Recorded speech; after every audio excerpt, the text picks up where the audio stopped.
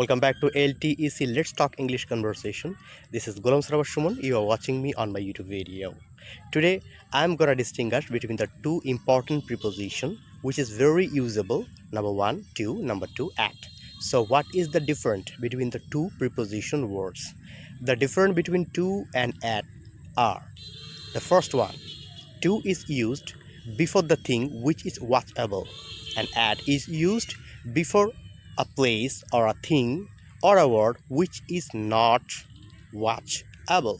That means I go to school. You can watch school. You can see a school. I go at afternoon. Afternoon is a thing to be filled. This is not watchable. It has to be filled. That is why you can use at before a thing which is not watchable. And to, which is a word which is used before a thing or a noun which is watchable. So this is the simple difference between the two words. So thank you very much. Subscribe my channel and give a like to my like button, and please share this video to your everywhere. Thank you. Bye bye.